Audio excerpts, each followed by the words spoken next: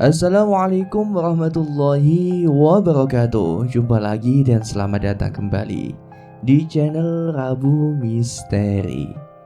Seperti biasanya pada kesempatan kali ini, saya akan membagikan sebuah kisah.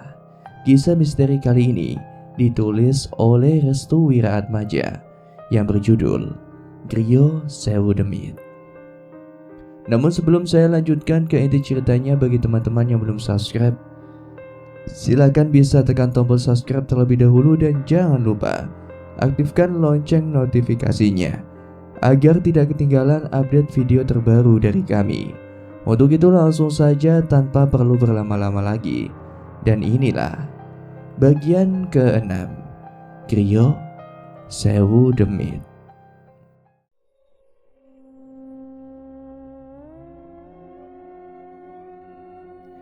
Tentang Pantai Selamaran. Pantai yang memiliki beragam cerita yang berkembang di masyarakat akan konotasinya, yang mengarahkan kepada sebuah gerbang yang tidak semua orang bisa mengetahuinya. Pantai ini disebut-sebut sebagai dermaga bagi Ratu Pantai Utara dan para pengikutnya. Begitu juga dengan mitos yang berkembang di sana. Jika mendengar nama Dewi Lanjar, pasti yang tertuju oleh kalian adalah seorang ratu yang begitu menawan dan terkenal di laut Pantai Utara. Namun pernahkah kalian mengetahui apa saja yang berada di bawah kekuasaannya? Apakah pernah ada orang yang pergi ke tempat Dewi Lanjar? Kisah ini merupakan sebuah kisah yang terkenal di tanah Pekalongan. Nama Dewi Lanjar memang tak setenar Ratu Laut Selatan, Nyi Roro Kidul. Namun Dewi Lanjar cukup banyak dikenal masyarakat pesisir utara, atau yang lebih dikenal dengan sebutan Pantura. Dewi Lanjar yang merupakan sebuah tokoh karismatik terkenal di tanah Pekalongan itu memberikan beberapa kesan menarik bagi para masyarakat yang hidup di Pantai Utara. Dewi Lanjar sendiri merupakan seorang janda yang ditinggal suaminya. Nama aslinya adalah Siti Hadijah. Semenjak ditinggalkan oleh suaminya, Siti Hadijah sangat bersedih. Dia pun kemudian bersemedi di Pantai Utara. Semenjak itulah Siti Hadijah didatangi oleh Nyi Ratu Roro Kidul. Nyi Ratu Roro Kidul memberikan mandat pada Siti Hadijah untuk bersemedi di Pantai Utara. Alhasil ketika Siti Hadijah sedang bersemedi, tiba-tiba datanglah sebuah ombak yang besar yang menghantam Siti Hadijah. Dengan begitu dia dijadikan satu dari 28 abdi Nyi Roro Kidul dan terkenallah dengan nama Dewi Lanjar karena dia seorang petapa wanita yang berstatus sebagai janda. Lalu apakah Dewi Lanjar pernah bertemu dengan masyarakat biasa? Jawabannya pernah. Kisah ini berawal dari seorang tukang rias pengantin, sebut saja namanya adalah Kang Daim.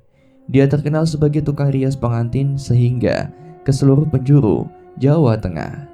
Saking terkenalnya, Kang Daim ini sering sekali mendapatkan permintaan dari berbagai pelanggannya yang sangat luar biasa. Namun kali ini sangat berbeda.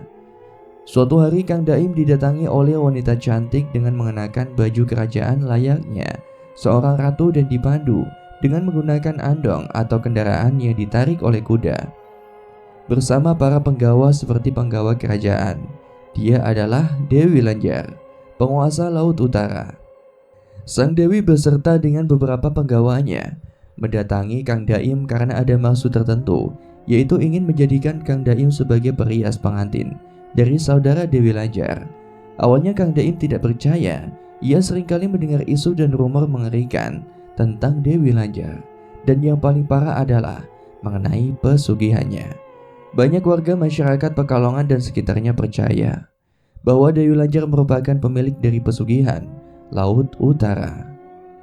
Selain itu, hal yang menjaga lainnya adalah kedatangan Dewi Lanjar yang entah dari mana dirinya mengetahui kalau profesi Kang Daim adalah sebagai tukang rias pengantin.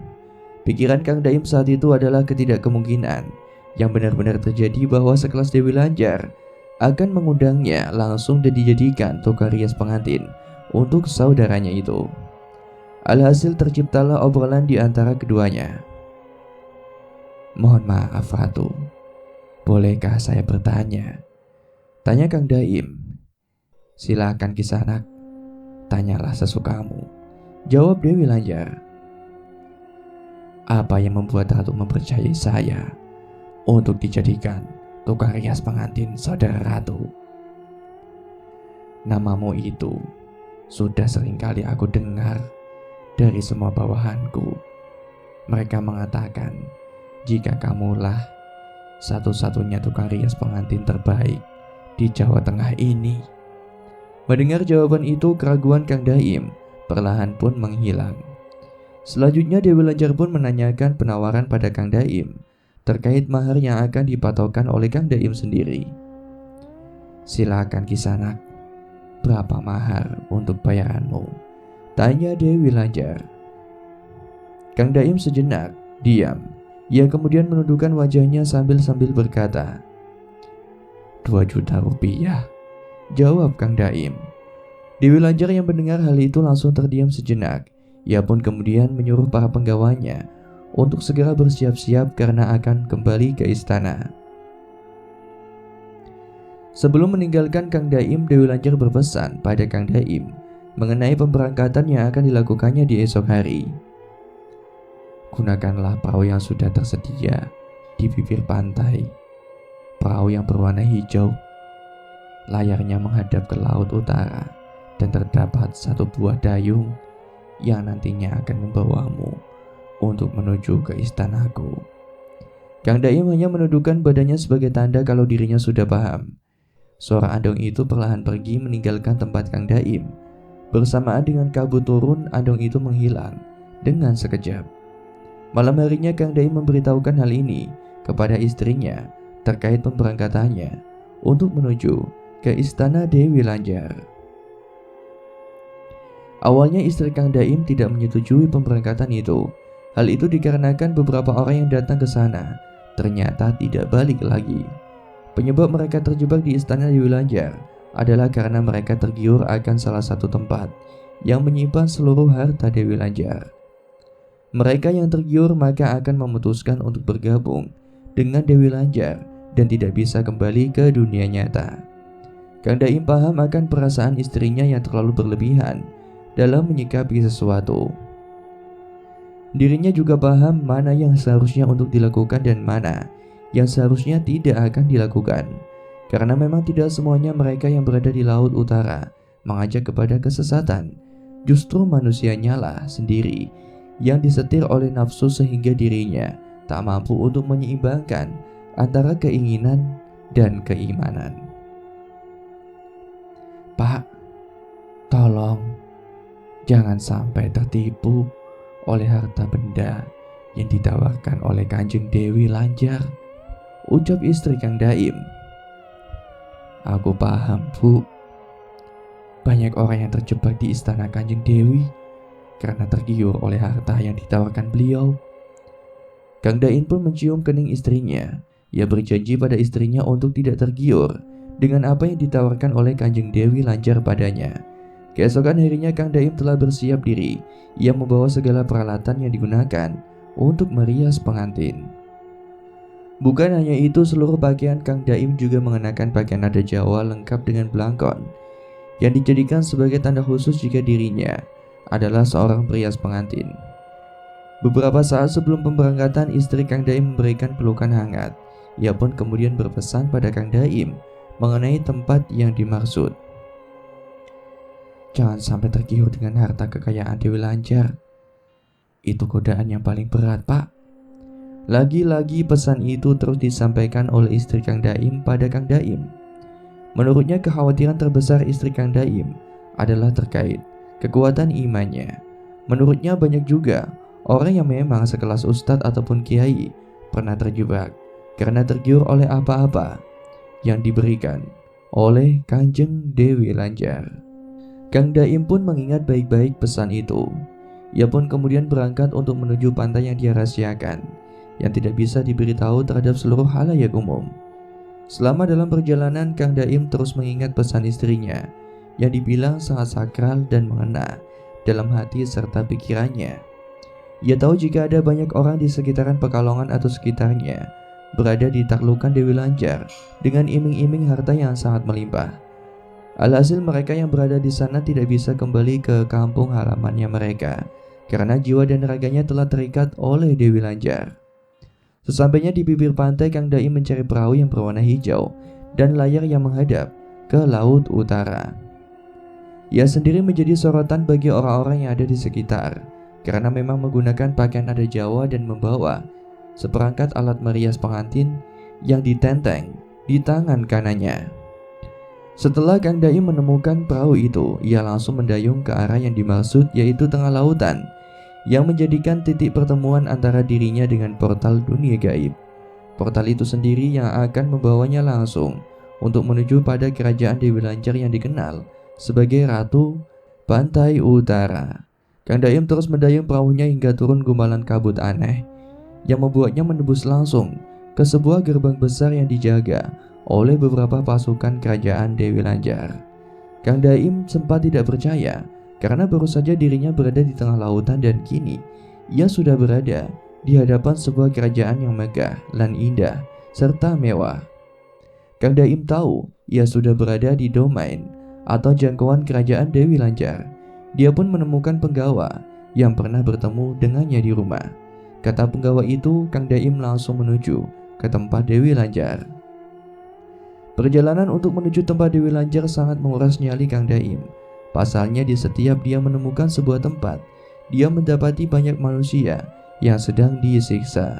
Kata penggawa yang berada di sisinya mengatakan, mereka semua adalah para pelaku pesugihan yang telah melakukan pesugihan terhadap Dewi Lanjar. Bahkan ketika seseorang melakukan pesugihan sesuai dengan profesinya, maka di tempat Dewi Lanjar dia pun melakukan pesugihan yang sama.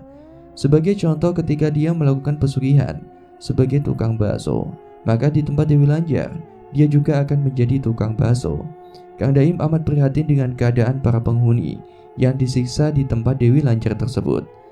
Namun dia juga sadar bahwa segala sesuatu pasti ada resikonya, dan mungkin ini resiko yang harus diemban oleh para pelaku pesugihan tersebut. Akhirnya Kang Daim menuju ke sebuah tempat khusus di mana tempat itu telah terduduk seorang putri cantik yang akan menikah. Katanya dia adalah saudara dari Dewi Lanjar.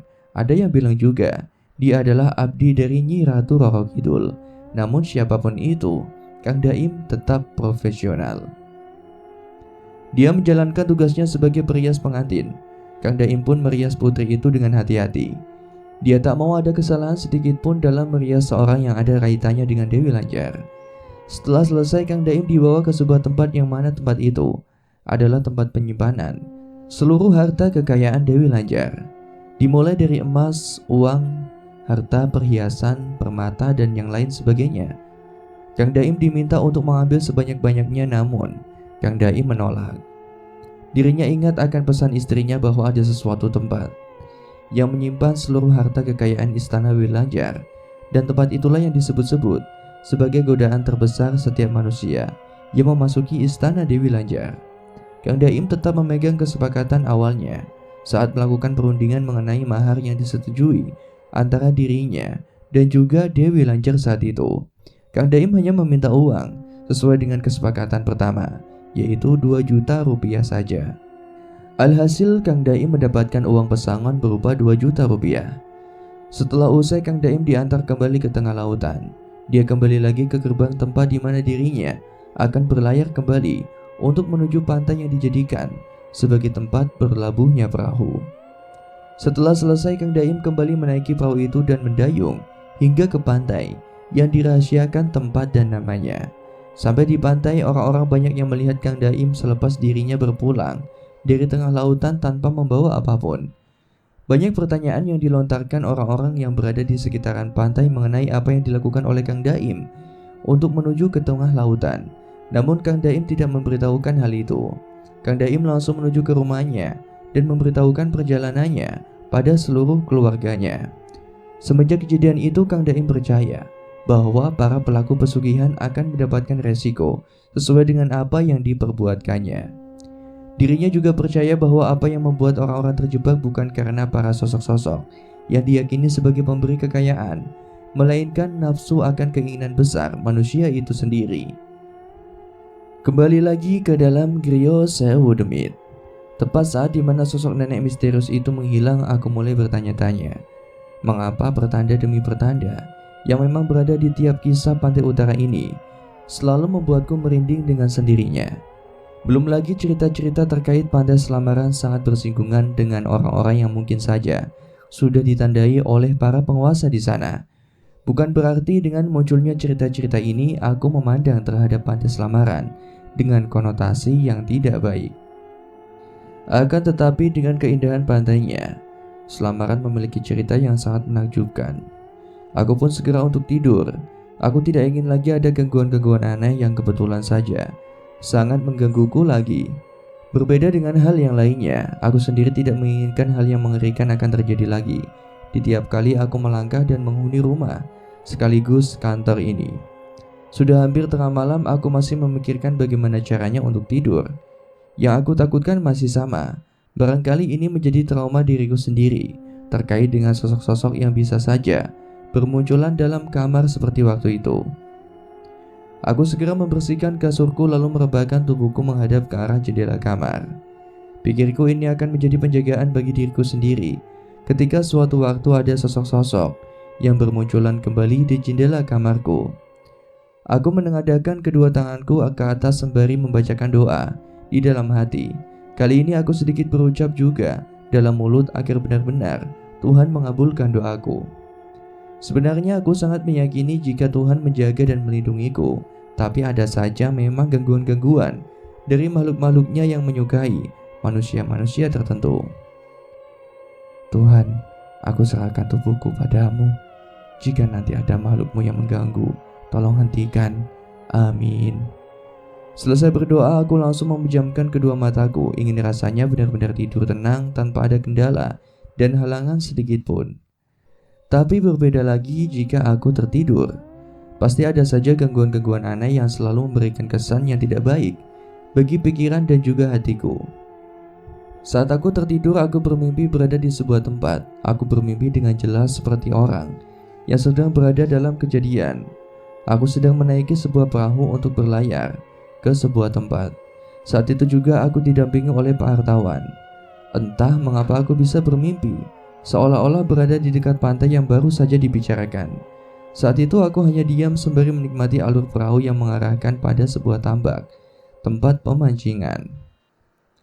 Tak berselang lama, Pak Hartawan mengatakan padaku, ia memberitahukan terkait tempat yang sedang kita lalui. Mas, lihatlah ke depan. Itu adalah parit. Aku terkejut saat kabut yang baru saja menutupi pemandangan depan berubah menjadi pantai. Itu pantai Selamaran, Pak, tanyaku. Bukan, Mas, ini pinggiran dari pantai Selamaran. Aku bersyukur sekali. Faktanya pantai yang berada di hadapanku bukanlah pantai Selamaran seperti apa yang diberitahu pada nenek misterius itu.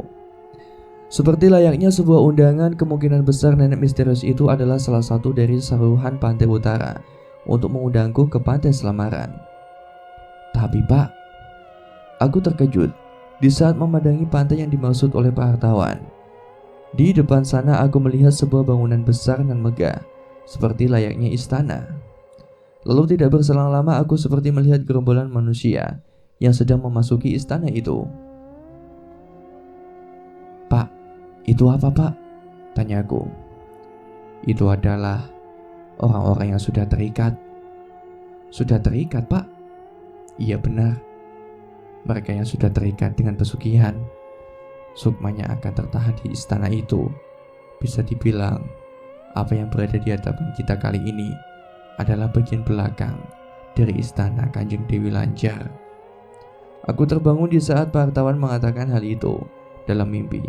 Aku benar-benar saja aku memimpikan, layaknya seperti kenyataan. Aku melihat jam sudah menunjukkan pukul 2 pagi. Kini waktunya untuk kembali beristirahat karena waktu masih terus berjalan dan waktu tidurku sudah terus-menerus berkurang. Namun di saat aku ingin tidur, aku terkejut di saat mendengar suara gebrakan jendela dari arah depan. Jendela kamarku yang semula tenang kini bergetar dengan sendirinya. Lalu tak lama kemudian muncullah sosok hitam bermata merah. Sosok itu seperti melayang di udara. Karena yang aku yakini sosok itu sepertinya tidak memiliki tubuh. Tapi saat sosok itu muncul, tepat di ventilasi udara jendela kamarku, tiba-tiba mata merahnya mengarah ke sebuah pintu. Tak lama kemudian pintu digedor-gedor oleh sesuatu yang berasal dari luaran. Aku mengira getaran ini dihasilkan dari energi yang diberikan oleh sosok itu. Namun pikiranku salah. Aku yang sudah sangat ketakutan harus dibuat kerdil oleh sosok itu. Pandanganku terarah pada bagian bawah pintu yang kebetulan terlihat dengan jelas bayangan kaki yang sangat ramai. Bersamaan dengan itu, muncul bunyi-bunyian yang mengerikan dari luaran pintu. Ternyata mereka yang berada di luar kamar adalah sosok-sosok yang berasal dari rumah ini.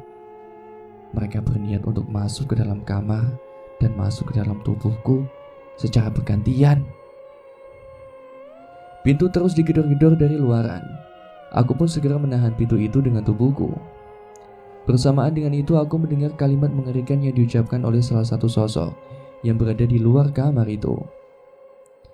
"Cah bagus, ayo ikut nak, ikut yuk ke pantai Selamaran.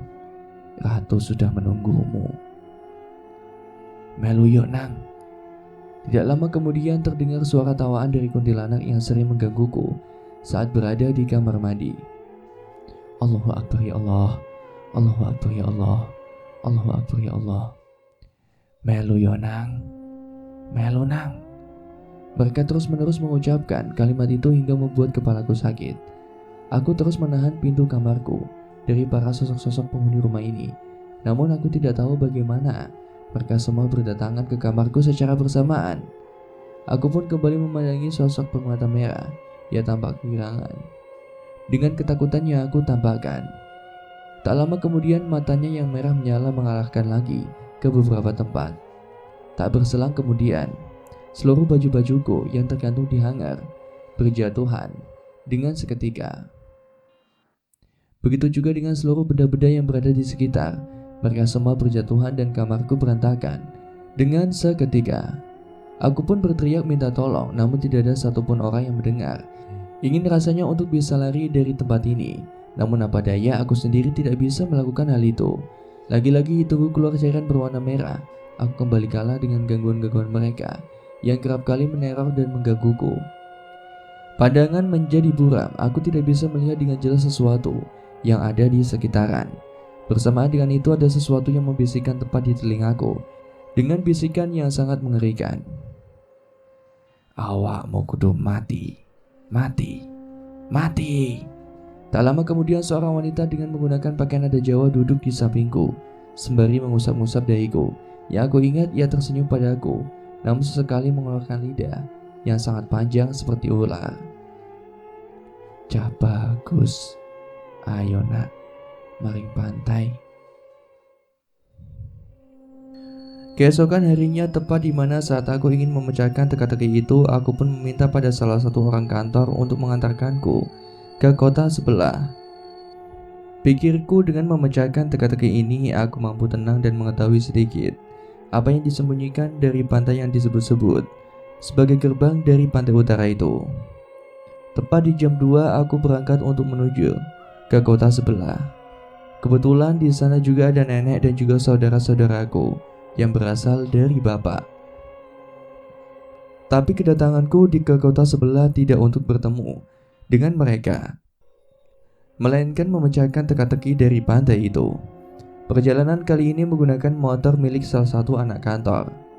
Aku diantar oleh salah satu anak kantor untuk menuju Desa W yang berada di kota sebelah. Selama perjalanan, aku ditembak beberapa pertanyaan. "Mas, emang tujuan mas mau kemana?" tanya Mas Aji padaku. "Ada yang harus aku bereskan mas." "Emangnya mas punya masalah apa?" "Semalam aku gak bisa tidur mas." "Loh, kenapa emangnya? Masih diganggu ya?" "Enggak mas." Aku terdiam sejenak. Debu-debu jalanan mulai menyerang mataku. Aku lupa menutup kaca helm guna mengantisipasi debu-debu jalanan yang bertebaran dengan bebas. "Terus kenapa mas?" "Mas tahu gak pantai es di kota ini?" "Loh ya tahu banget toh. Itu kan terkenal mas di sini. Kira-kira jauh nggak? Ya nggak jauh mas, paling 1 jaman. Aku berpikir sejenak. Ini bukan masuk waktu libur. Aku tahu pekerjaanku masih terus berjalan. Kedatanganku ke pantai itu pun bukanlah keinginanku sendiri. Hati ini terasa berat untuk pergi ke sana. Namun selalu saja bisikan-bisikan itu terus menghantuiku setiap saat. Jadi gimana mas? Mau ku antar ke pantai itu atau ke desa dulu? Ke desa W dulu mas. Motor pun memasuki sebuah jalanan desa. Di desa itu aku masih teringat tentang sebuah mitos yang beredar. Desa itu disebut dengan desa Sajen. Entah apa yang menyebabkan desa itu disebut dengan desa Sajen. Namun ada rumor yang mengatakan jika kita tidak memberikan sebuah sesajen di sebuah pohon khusus, maka kita akan mendapatkan teror yang sangat mengerikan. Rumor ini berkembang di bawah tahun 90-an bersamaan dengan bermunculannya rumor-rumor lainnya seperti kuntilanak keliling rumah, pocong ireng, dan juga lampor pesugihan. Entah masih banyak rumor yang pernah bapak aku ceritakan, tapi yang pasti dengan hal semacam ini aku bisa mengetahui dengan luas terhadap mitos-mitos yang berkembang di masyarakat sana. Sebelum memasuki desa W, kita akan melewati sebuah desa yang bernama Desa M. Desa ini konon disebut-sebut sebagai kampung pesugihan. Di desa ini sendiri tersebar sebuah rumor yang mengatakan jika ada salah seorang warganya yang sengaja melakukan sebuah pesugihan dengan cara mencari tumbal di desa-desa lainnya. Karena itulah banyak orang yang berhati-hati jika berurusan dengan desa yang satu ini. Mereka juga enggan menerima barang-barang yang belum jelas tujuannya. Kembali lagi dengan desa W, desa yang masih menyimpan misteri dengan jumlah penduduk warganya yang bisa dihitung dengan jari. Ada rumor yang mengatakan tepat di tengah-tengah desa ini dulunya adalah sebuah makam. Karena itulah desa ini dulunya dikenal dengan nama Desa Sajen, yaitu sebuah desa yang dulunya memiliki kisah kelam yang sangat mengerikan. Orang-orang desa ini seringkali meletakkan sesajen di tengah jalan, pepohonan, dan juga tempat-tempat tertentu. Tujuannya adalah untuk menghilangkan kekacauan dan kecelakaan ketika ada tamu yang memasuki desanya. Dan pada akhirnya, desa Sajen ini masih menyimpan banyak rahasia yang sampai sekarang belum ada ujungnya. Aku tidak banyak berkata apa-apa sewaktu berada di desa ini. Aku hanya memperhatikan tiap gerak-gerik warga yang terbilang cukup aneh. Jika mereka mendapati warga asing yang masuk ke tempatnya, tatapannya berubah menjadi sangat sinis. Karenanya ketika aku mendatangi desa itu, aku tidak banyak bertingkah. Aku hanya ingin mampir sebentar untuk mengetahui langkah berikutnya yang harus aku ambil. Tiba di sore harinya, aku berkeinginan untuk kembali ke kantor. Aku ingin menemui Mas Aryo perihal bisikan yang berasal dari pantai es itu sendiri. Masih belum jelas apa yang menjadikan semua ini terus berkelanjutan, hingga menjadikanku harus terus mencari tahu terkait hal-hal yang tidak masuk akal ini. Namun dengan mengetahui hal rumit ini, mungkin aku bisa menjadikan ini sebagai pelajaran dan hikmah untuk kedepannya. Akhirnya tepat di jam 4 sore aku meminta pada Mas Ajib untuk mengantarkanku kembali ke kantor. Aku ingin beristirahat dan melupakan hal-hal yang berkaitan dengan pantai es itu sendiri. Selama dalam perjalanan untuk menuju ke kantor, aku membaca pesan WhatsApp yang masuk ke dalam handphoneku. Dan ternyata ada pesan dari Mas Aryo yang menyuruhku untuk segera pulang ke kantor. Heran, mengapa momennya bisa tepat sekali? Apakah ini hanya kebetulan atau memang sudah seharusnya berjalan seperti ini? Aku pun meminta pada Mas Ajib untuk mempercepat dalam menyetir motornya. Tampaknya Mas Aryo juga menyadari akan bisikan yang menyuruhku untuk menuju ke pantai es itu sendiri.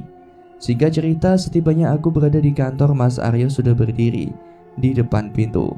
Ia kemudian memandangiku dengan pandangan yang penuh dengan kekhawatiran. Mas Aryo, sini masuk mas. Ada yang ingin aku bicarakan. Terkait apa mas?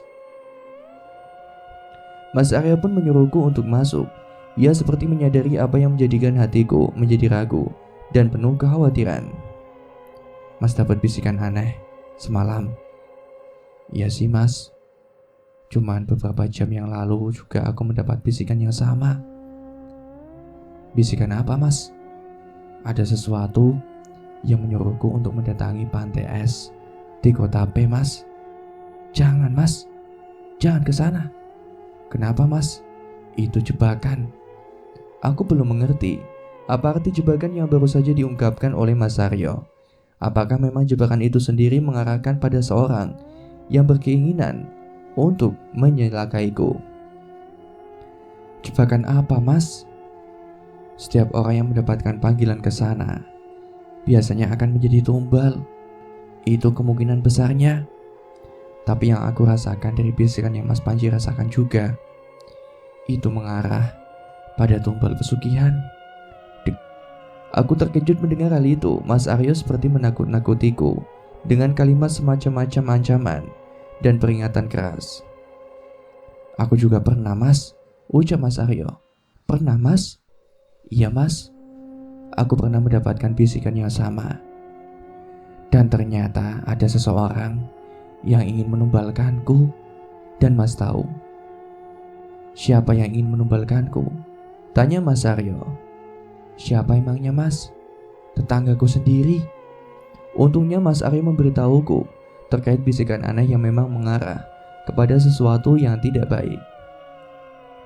Alhasil keinginanku untuk menuju ke pantai Selamaran pupus sudah rasanya. Tidak perlu lagi untuk mendengarkan bisikan yang mengganggu dan memang terkesan tidak baik untukku.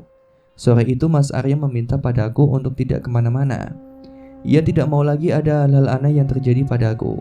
Pantai es yang memang sejak dulu dikenal oleh para warga sekitar sebagai pusat dari gerbang pantai utara ini seringkali memberikan pertanda-tanda pada orang-orang tertentu.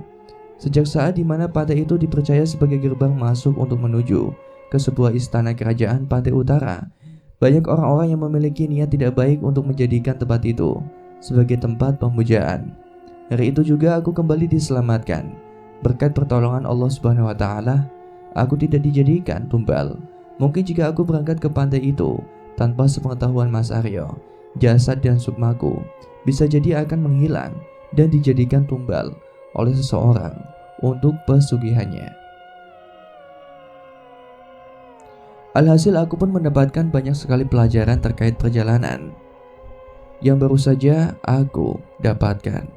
Yang pasti aku juga berhasil mengungkapkan mitos dari sebuah kampung yang disebut dengan kampung pesugihan yang berada di salah satu desa yang ada di kota P. Kampung ini sama seperti halnya dengan kampung-kampung lainnya, namun yang membedakan, tiap blok dari kampung ini memiliki pesugihan yang berbeda-beda. Seperti halnya cerita-cerita yang aku dapatkan dari sana. Aku akan jabarkan cerita ini berdasarkan narasumber yang aku temui ketika kegagalanku untuk menuju ke pantai es. Pesugihan blok A adalah pesugihan tuyul. Pesugihan ini diambil dari salah satu keluarga yang memiliki cerita kelam yang mengerikan. Sebut saja Pak Surip. Keluarga Pak Surip memang hidup pas-pasan. Ia hanya seorang petani yang memiliki sebidang tanah yang tidak terlalu luas. Seringkali dirinya mengeluh karena penghasilannya tidak setara dengan kebutuhannya, apalagi untuk kebutuhan sehari-hari. Pak Surip sampai rela untuk meminjam uang ke orang lain. Namun semuanya berubah semenjak Pak Surip melakukan perjanjian dengan salah satu dukun. Hidupnya semakin kaya raya. Segala kebutuhannya dapat diselesaikan. Ia juga mampu membayar seluruh hutang-hutangnya yang telah lalu. Bahkan semenjak Pak Surip menjadi kaya raya, banyak orang yang berdatangan hanya untuk mendapatkan rahasia dari kekayaan itu sendiri. Dan rahasia untuk menjadi kaya raya versi Pak Surip adalah dengan memelihara tuyul di rumahnya. Kehidupan Pak Surip berubah total semenjak dirinya memelihara tuyul. Ditambah lagi segala keinginannya yang terdahulu bisa terpenuhi dengan sekejap. Percaya atau tidak percaya, Pak Surip dengan gampangnya melakukan pesugihan jenis ini karena persyaratannya yang dianggap sangat mudah dan tidak ribet. Bisa dibilang pesugihan yang dilakukan oleh Pak Surip tidak memerlukan tumbal atau apapun yang berkaitan dengan kematian. Syaratnya hanya tuyul itu harus diberi wadah. Yang dimaksud dengan wadah di sini adalah si tuyul itu harus disusui setiap harinya. Dan secara kebetulan Pak Surip memiliki seorang istri bernama Ibu Nita. Pak Surip ingin menjadikan Bu Nita sebagai wadah tuyul itu sendiri. Menurut Ikin, Pak Surip tidak memberitahu pada istrinya kalau dia melakukan pesugihan tuyul itu terhadap istrinya. Berawal dari Ibu Nita yang setiap malam mengeluh karena payudaranya seperti diremas-remas sesuatu. Ibu Nita kira itu adalah tindakan suaminya yang ingin melakukan hubungan suami istri. Namun keanehan itu terjadi ketika muncul bekas gigitan di ujung payudara Bu Nita. Pak Surip mengatakan bahwa dia tidak melakukan hal itu setiap hari. Selain itu muncul bekas luka aneh dan sedikit membengkak di area puting susu milik Bu Nita. Pak Surip merahasiakan hal itu pada istrinya karena dia tidak mau usahanya menjadi sia-sia.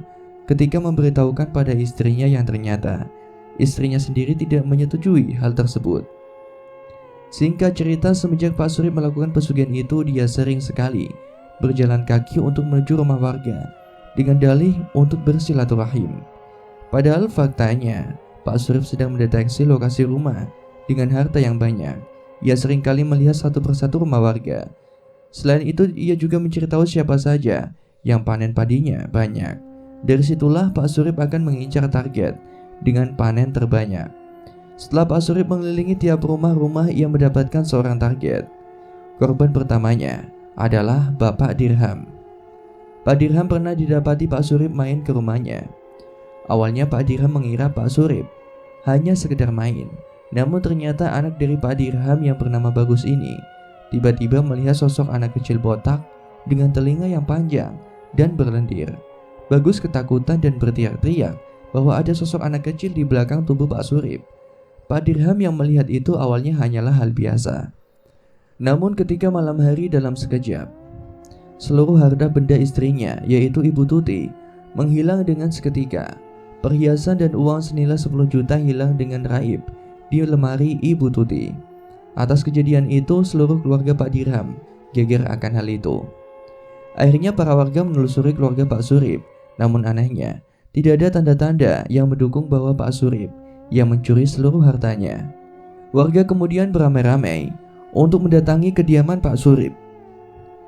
Mereka menuntut pada Pak Surip bahwa dialah dalang dari kehilangan uang dan perhiasan milik Pak Dirham dan Bu Tuti. Namun sebelum para warga berdatangan menuju rumahnya, Pak Surip memberitahukan pada istrinya untuk berlindung dan menghindari dari kejaran warga. "Bu, kamu pakai mantel yang besar ya jika warga berdatangan," ucap Pak Surip. "Emangnya kenapa, Pak?" tanya Bu Nita. "Udah pakai aja," pinta Pak Surip. Akhirnya Bu Nita pun mengenakan mantel yang besar yang dia miliki. Tepat setelah Bu Nita menggunakan mantel besar itu, seluruh warga berdatangan. Mereka menuntut pertanggungjawaban atas hilangnya uang dan perhiasan milik Pak Dirham dan Bu Tuti. Warga yang emosi terlebih dahulu langsung minta pada yang lainnya untuk segera membakar rumah Pak Surip. "Bakar rumahnya! Bakar!" teriak warga. "Kampung ini harus bersih dari pesugihan," jelas warga lainnya.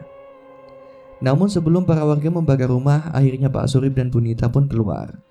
Mereka terkejut ketika banyak warga mengangkat arit, golok dan obor untuk mengepung rumahnya. "Ada apa ini?" tanya Pak Surip. "Udahlah Pak, jangan banyak bicara. Kalian berdua melakukan pesugihan kan?" tanya warga. "Apa buktinya?" tanya Pak Surip. Dibawalah Bagus, anak Pak Dirham, untuk mencari tuyul itu. Pak Dirham akhirnya menyuruh Bagus untuk mencari tuyul yang dimaksud itu. "Nak, coba kamu cari, ada nggak tuyulnya?" pinta Pak Dirham. Akhirnya Bagus pun dipersilakan untuk masuk ke seluruh ruangan rumah. Namun ketika dia mengecek ke seluruh ruangan, Bagus tidak menemukan tuyul itu. "Ada nggak tuyulnya?" tanya Pak Dirham. "Gak ada Pak," jawab Bagus. Para warga pun mulai kebingungan. Mereka saling bertanya-tanya, bagaimana bisa Bagus salah melihat tuyul tersebut? "Gak ada bukti kan?" tanya Pak Surip. Bu Nita menarik baju Pak Surip dan mengatakan hal yang mengejutkan. "Pak, payudaraku sakit," jelas Bu Nita. "Tahan sedikit Bu, tunggu warga bubar," pinta Pak Surip. Ternyata Pak Surip menyuruh Bu Nita menggunakan mantel yang besar adalah untuk menutupi si tuyul dari pandangan Bagus. Akan tetapi tuyul yang disembunyikan dalam mantel itu malah menggigiti puting payudara dari Bu Nita. Dan untungnya, bersama dengan itu para warga pun membubarkan diri.